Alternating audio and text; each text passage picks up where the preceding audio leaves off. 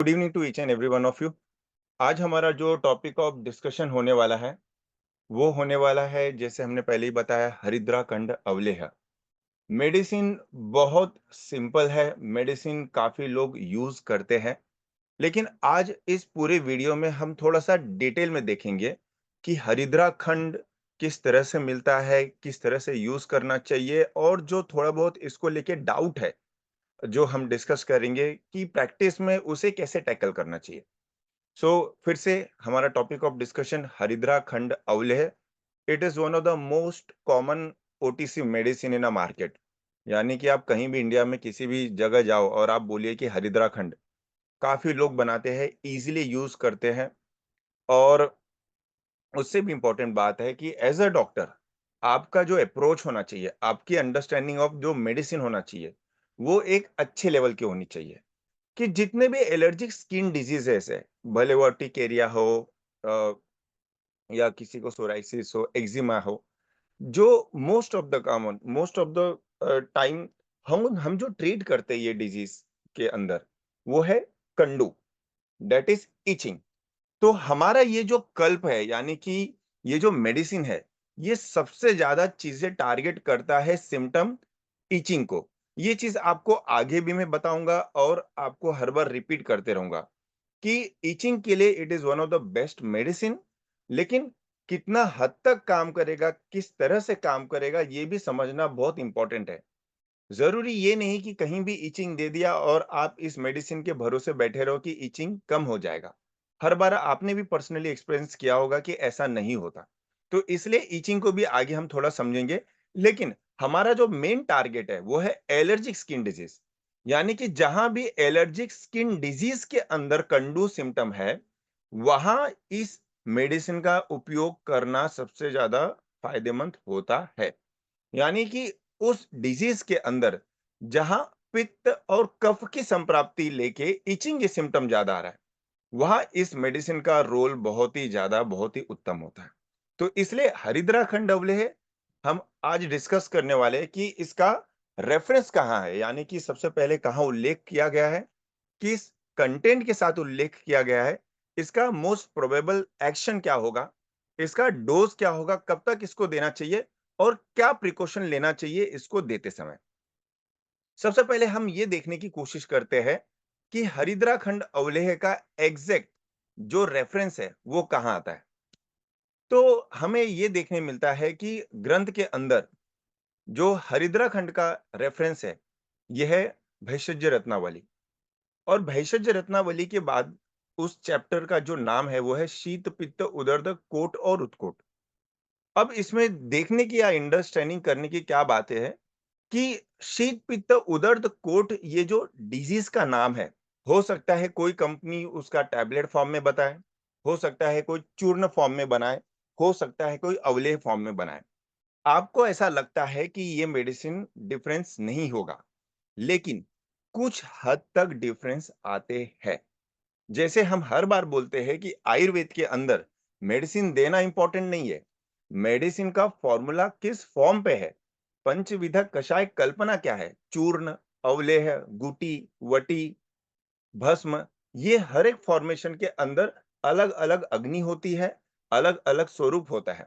हम पैलेटेबिलिटी की तरफ जा रहे हैं, यानी कि इजी टू टेक जाने की तरफ जा रहे हैं, इसलिए हम उसको डिफरेंट डिफरेंट अलग अलग फॉर्म में लेके आते हैं। और अभी बहुत सारे आप देखोगे मार्केट के अंदर हरिद्रा खंड अवलेह गमीज फॉर्म में मिल रहा है। जो मेरा ऐसा मानना है कि अगर आप कोई प्रैक्टिस में यूज कर रहे हैं gummy form, it is totally absolutely waste of money. और कोई कोई उसे जस्टिफाई भी करता है। इसलिए ये टॉपिक ऑफ डिस्कशन बहुत इंपॉर्टेंट है कि हम क्यों क्या चीज को जस्टिफाई कर रहे हैं, क्या चीज को जस्टिफाई नहीं कर रहे हैं, कहाँ हमें समझ होना चाहिए इंग्रेडिएंट का, कहाँ नहीं होना चाहिए। ये चीज को हम थोड़ा डिफरेंट फॉर्म में देखेंगे। पर मेरा ऐसा पर्सनली मानना है, जो अलग एक टॉपिक ऑफ डिस्कशन हो सकता है, कि अवलेह चूर्ण और वटी के अंदर इफिकेसी अभी भी सबसे ज्यादा अवलेह की है। यानी कि अगर अवलेह हरिद्राखंड, चूर्ण हरिद्राखंड, यानी कि अवलेह को थोड़ा सा और आप उसको अगर जला दे, यानी थोड़ा सा आप एक पाक और लेके जाए, तो वो चूर्ण फॉर्म में आ जाता है। और चूर्ण फॉर्म को और डिहाइड्रेट कर दे, यानी और भी उसके अंदर हाइड्रेशन हटा दे, तो वो थोड़ा वटी की तरफ चला जाता है। इसलिए जो मोस्ट इम्पोर्टेंट पार्ट है कि क्या आज के समय में अवलेह को चूर्ण या वटी रिप्लेस कर सकता है, ये फिर से अलग टॉपिक ऑफ डिस्कशन है। लेकिन जहां तक मेरा पर्सनल एक्सपीरियंस है, जो अवलेह काम कर सकता है जितना अच्छे से, जो डोज पे जो वो उसका एक्शन होगा, वो शायद हमें उतना ज्यादा चूर्ण और वटी से नहीं मिल सकता। फिर से अपना पर्सनल पर्सनल एक्सपीरियंस हो सकता है कि आपका क्या मत है। लेकिन हम जब भी किसी पेशेंट को अर्टिकेरिया के लिए या क्रॉनिक शीत पित्त के लिए मेडिसिन देते हैं, तो हम ये बात ध्यान में रखते हैं कि ज़्यादा से ज़्यादा हो अम्लीय फॉर्म में ले तो बेटर है, और नहीं मिला तो चूर्ण फॉर्म यस सेकंड है। बट ये चीज़ इंपॉर्टेंट है अंडरस्टैंड करना। अब बात आती है कि हरिद्रा खंड तो हमने प्रिस्क्राइब कर दिया। हरिद्रा खंड के अंदर हम हल्दी के बारे में बैठ के बात कर रहे हैं। लेकिन हरिद्रा खंड के अंदर बहुत सारे ऐसे इंग्रेडिएंट है कि जिसके ऊपर उसकी कार्यकारी यानी कि उसकी एक्शन प्रिंसिपल डिसाइड होती है। उसी को हम यहाँ थोड़ा-सा बैठ के समझने की कोशिश करते हैं और कंट्रोवर्सी कहाँ आती है। जब भी हम हरिद्रा खंड यूज़ करते हैं, तो हरिद्रा खंड के अंदर सबसे पहले हम रेफरेंस देख लेते हैं कि भाष्यज्य रत्नावली के अंदर क्या लिखा गया है। तो जो इम्पोर्टेंट पार्ट है, वो ये है कि हरिद्रा सबसे पहला, यानी कि इसमें सबसे ज़्यादा हरिद्रा है। सेकंड कि इसके बाद इसमें थोड़ा-सा घृत आता है। फिर इसके अंदर जो है शर्करा यानी कि शक्कर आता है। तो ये जो 3 चीज़ की है, ये 3 चीज़ की क्वांटिटी थोड़ी ज़्यादा होती है। फिर इसके बाद प्रक्षेप में जो है त्रिकटु, त्रिजात जो है विडंग, त्रिवृत्त, त्रिफला, केसर, मुस्ता और मोस्ट इम्पोर्टेंट मार्क जो मैंने रेड मार्क करके रखा है, लोह। यानी कि हरिद्रा खंड अवलेह ये एक प्रकार का हर्बो मिनरल कॉम्बिनेशन है। यानी कि जहां एक प्रकार से इसके अंदर बाकी इंग्रेडिएंट है जो हर्बल फॉर्म में है, उसमें से भी बाकी चीज में से भी सबसे ज्यादा हरिद्रा है। वहीं दूसरा इसके अंदर लोह है, यानी कि आयरन है। वो भी यहाँ जो लोह के बारे में बात किया गया है, ये तीक्ष्ण लोह है। अब जब मैं रेफरेंस के आता हूँ फलश्रुति की कंटेंट के बाद इसके अंदर ये इसके किसके ऊपर काम करता है, तो जो मैंने रेड लाइन करके ब्रैकेट में एक लाइन लिखा हुआ है कि बहुत इंपॉर्टेंट उसमें वर्ड है कि हरिद्रा नाम खंडय कंडूना परम औषधम, कि ये औषधि कंडू के परम औषध यानी कि हर कंडू के अंदर काम करने वाले में परम औषध है। लेकिन आप जब इस श्लोक के अंदर इस लाइन का आप जब प्लेसमेंट देखते हो, तो ये थोड़ा-सा नीचे है। इसके ऊपर अगर हम देखें कि डिजीज़ का नाम क्या लिखा गया है, तो देखिए क्या लिखा है कि पहला लिखा हुआ है कि कंडु विस्फोट दद्रुणा नाशम परम औषधम, यानी कि जो डिजीज जहां विस्फोट यानी क्या जहां ब्लिस्टर ज्यादा होता है, दूसरा दद्रु यानी कि फंगल इन्फेक्शन ज्यादा है, इस कंडीशन के अंदर जो भी इचिंग सिम्टम है, इसको नाश करने के लिए ये परम औषध यानी कलरेशन या मेलेस्मा लेके पेशेंट आती है, तो इसमें इसका कितना यूज होगा उसकी संप्राप्ति बहुत अलग है। लेकिन फिर नीचे आता है कि शीत पित्त उदर्द कोठान सप्तादेव नाशयत, यानी कि आप अगर शीत पित्त उदर्द कोट यानी कि एलर्जी के अंदर इसे उपयोग करो, तो इतने दिन के अंदर ये रिजल्ट दिखाते हैं। अब फिर से बात आती है कि क्या रियलिटी में 7 दिन के अंदर ये शीत पित्त उदर्द कोट को ठीक कर सकती है? तो आंसर है अकेला नहीं। इसकी इसकी बहुत सारे रीजन है कि क्यों क्लेम करने के बाद, संहिता का भी क्लेम करने के बाद आज के टाइम पे ये रिजल्ट देखने नहीं मिलता। ये इसका सबसे बड़ा मैं ब्लेम दूंगा कि इसके फॉर्मेशन के टेक्निक को लेके बहुत सारी चीजें हैं कि इसके इंग्रेडिएंट के अंदर लोह को कहाँ से जो है तो डे यानी 7 डेज के अंदर कंक्लूड या उसके अंदर हम जो है क्लेम नहीं कर सकते। लेकिन समझना ये है कि शीत पित्त उदर्द कोट यानी कि कोई भी अर्टिकेरिया या कोई भी हाइव्स के आपके जो पेशेंट मिलते हैं, उसके अंदर यस ये one of the best medicine है। तो यानी कि रेफरेंस के वाइज देखा जाए तो सब कंडू के अंदर से सब मतलब सब कंडू के अंदर हम यूज कर सकते हैं। लेकिन इसका जो मेन रेफरेंस है, ये है शीत पित्त उदर्द कोट। फिर से अब ये चीज बोलने का अर्थ या इस चीज को समझने का अर्थ मतलब ये है कि हम एलर्जिक स्किन डिजीज के अंदर जब आप वमन कर दिए होते हैं पेशेंट का, आप विरेचन कर दिए होते हैं, तब हमें ये यूज करना चाहिए। आपको फर्स्ट झटके में पहले अटेम्प्ट पे नहीं यूज करते, जो हम हमेशा गलती करते हैं। रीजन क्यों? रीजन इसलिए क्योंकि अपने अंदर जो है संचित होता है और कफ की हेतु मिलती है। जितना कफ का हेतु या पित्त का हेतु मिलते रहे, दोनों एक दूसरे को बल देके रिकरेंट जो है अर्टिकेरिया करते हैं। और ये डिजीज या इस डिजीज के अंदर शीत पित्त उदर्त कोट, पित्त और कफ को टारगेट करने के लिए ये मेडिसिन सबसे बेस्ट है। क्यों? क्योंकि लोह जैसे कल्प, जो हम जैसे तीक्ष्ण लोह की बात करें और हम रेफरेंस देखें रस तरंगिणी में, तो आपको हमेशा मिलेगा कि पित्त प्रधान दोष के अंदर सामता नष्ट करके उसको कंट्रोल में लाना, ये काम हमेशा लोह का होता है। दूसरा कि प्रकोपित पित्त जो के साथ जो कफ बढ़ रहा है, उस कफ को करने का काम जो है बाकी के कंटेंट, यानी यहाँ हरिद्रा को आप ले लो, त्रिकटु को ले लो, त्रिजात को ले लो, कृमि यानी विडंग को ले लो, तो ये सब कफ के ऊपर काम करते हैं। अब ये सब चीजें डिस्कस करना क्यों जरूरी है? इसलिए क्योंकि शीत पित्त के अंदर पित्त भी तो जो है साम है, और साम पित्त जो है ये हमेशा रोग को बढ़ाता है, यानी अर्टिकेरिया के रिकरेंसी को बढ़ाता है। क्लेद वर्धक नहीं है, ये उसकी प्रॉपर्टी अपने आप इसमें मिलती है। तो इसलिए पहला फॉर्मुलेशन ऐसा है कि अगर कंडू जो खुद कब से होता है, यानी इचिंग की पैथोलॉजी कब से स्टार्ट होती है, तो मैं फॉर्मुलेशन करते समय या बनाते समय कहीं भी उस नॉर्मल शक्कर का यूज करूं, तो आप समझ लीजिए कि शायद आपका इस हरिद्रा खंड का उतना अच्छा रिजल्ट नहीं आएगा।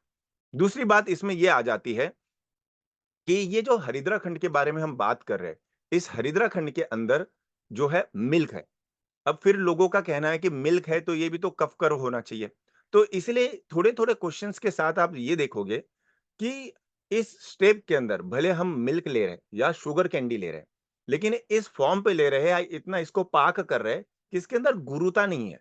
इसके अंदर कफ वृद्धि करने का कोई भी एक तरह से जरिया नहीं बचता। इसीलिए प्रॉपर स्टेप से बनाया गया हरिद्रा खंड ही ये कफ को प्रकोप नहीं करेगा। इसलिए आई होप सो जो भी ये क्वेश्चन करता है अपने आप को कि हमें नहीं यूज करना चाहिए क्योंकि क्लेद बढ़ेगा, कफ बढ़ेगा, और आपने किसी को हरिद्रा खंड दिया है, उसके खुजली में आ रहा नहीं आ रहा है, या उसके खुजली में आपको रिजल्ट नहीं मिल रहा है, या उसका खुजली बढ़ रहा है, इसका मतलब आपने जो प्रोडक्ट यूज किया है वही खराब है। खास करके हरिद्रा खंड खाने के बाद अगर किसी को अर्टिकेरिया ज्यादा बढ़ रहा है, तो आपको सोचने की जरूरत है कि मे बी बनाने वाले ने शायद उतना अच्छा नहीं बना। तो ये सब छोटे छोटे पॉइंट्स हैं, दो देखने पड़ते कि कंपनी क्या कर रही है, बनाने वाला क्या कर रहा है, मेरे हाथ में जो आया है वो उसके अंदर कितनी गुणवत्ता है। क्योंकि कंटेंट में प्रॉब्लम नहीं है, प्रॉब्लम है कि इसका स्टेप्स लेंदी है बनाने में, वहां बस कॉम्प्रोमाइज नहीं हो। दूसरी बात कि इसके अंदर बाकी ऐसा एज सच देखा जाए कि त्रिकटु हो, त्रिवृत्त हो, त्रिफला, नाग, केशन, मुस्ता, ये कोई ऐसा हार्ड एंड फास्ट कंटेंट नहीं है कि आपको नहीं मिलेगा, इजिली मिल सकता है। सो ऑल इन ऑल ये जो मेडिकेशंस है, ये ज्यादा करके आपके बाकी चीज से भी ज्यादा हरिद्रा और लोह भस्म इस मेन इंग्रेडिएंट के साथ जो है आपका एंटी एलर्जिक और एंटी इचिंग फॉर्मूला बनाता है। अब बात ये आती है कि हरिद्रा क्यों? तो ऊपर बहुत सारे रिसर्च हो रहे थे और turmeric was one of the best to use, यानी कि वहां काफी यूज हो रहे थे। तो वहां बोला जाता था कि जो टर्मरिक है, ये जो है आप अगर इजी फॉर्म अच्छे फॉर्म में लोगे तो एंटी कैंसरस प्रॉपर्टी दिखाती है। फिर किसी एक रिसर्च आया था, I think so if I am not wrong, कि iron deficiency anaemia cause due to high dose of turmeric. यानी कि आप अगर टर्मरिक ज्यादा कंज्यूम करते हैं, जो इंडियन आपको फूड के अंदर ज्यादा होता है, तो उससे आपको आयरन एब्जॉर्प्शन जो है ये कम हो जाता है, 20 to 30% कम होता है। इवन काफी क्लेम ऐसे भी है कि जो 60 to 80% होता है। ये रिसर्च आर्टिकल जो है हर 2-3 साल में पब्लिश होता है, जो आप देखोगे आपको फिर मिलेगा इस चीज के ऊपर लेके। तो 2008 से लेके 2019 तक ये कंफ्यूजन बना ही रहा कि आप जब भी हरिद्रा खंड लेते हैं या आप कोई भी हल्दी लेते हो, तो आपको आयरन डेफिशिएंसी एनीमिया होने का कॉज मतलब यानी कि टेंडेंसी ज्यादा है। और ऑफ कोर्स इंडिया के अंदर आप अभी भी देखो तो we get a lot of anemic person, पर उसके कॉज बहुत अलग है। प्रॉब्लम ऐसा था कि इसे जस्टिफाई करना क्या ये सही है कि नहीं है। फिर उसके बाद 2019 के अंदर एक न्यू रिसर्च आता है फ्रॉम अ चाइना साइड, और वो कहते हैं कि acute administration of bioable curcumin along ferrous sulphate supplement does not impair iron absorption in healthy adult. ये क्वेश्चन फिर पूछा जाता था लोगों को हरिद्रा खंड के बारे में कि हरिद्रा खंड के अंदर अगर आयरन है, हरिद्रा खंड के अंदर अगर हल्दी है, तो जो हमारा पित्तग्न प्रॉपर्टी दिखना चाहिए, जो हमारा ये सब चीजें प्रॉपर्टी दिखता है, जो लोह के बारे में बात कर रहा हूँ, लोग पूछते थे कि ये क्यों ऐसा होगा? क्योंकि आप इतना हल्दी डाले हो आपके फॉर्मुलेशन के अंदर, तो क्या वो आयरन एब्जॉर्ब होगा? तो अब उसका आंसर हम दे सकते हैं कि यस, फिर भी एब्जॉर्ब होगा। यानी कि अब 2022 में आप देखोगे तो इसमें लिखा है कि को administration of iron and bio available curcumin reduce the level of systemic marker of inflammation और ऑक्सीडेटिव स्ट्रेस। यानी कि अब एक न्यू रिसर्च 22 में फिर बोला गया है कि अगर आप कुरकुमिन यानी कि हरिद्रा को आप हमेशा लोह के साथ दे, तो वो आपके बॉडी के अंदर इन्फ्लेमेटरी मार्कर और ऑक्सीडेटिव स्ट्रेस कम होता है। अब 22 के बाद अब आप रिसर्च और देखिए और आप देखिए कि वहां आप स्किन एलर्जी और एक्जिमा ऐसे कंडीशन के अंदर वहां एक फॉर्मुलेशन आता है कि if you are going to add the curcumin यानी कि टर्मरिक अलोंग विद आयरन जो एक फॉर्मूला बनता है, तो इसके यूज से और खास करके इसमें एक बहुत इंटरेस्टिंग पॉइंट है कि लोह भस्म को यानी आयरन को लो डोज और कुरकुमिन को हाई डोज में अगर यूज करे तो ये सिस्टमिक इन्फेक्शन के साथ साथ कंटिन्यूअस एलर्जिक रिएक्शन को भी कम करता है। यानी कि जितने भी ऑटो इम्यून एलर्जिक डिजीजेस है, इसके अंदर लो डोज ऑफ आयरन और टर्मरिक यूज होते हैं।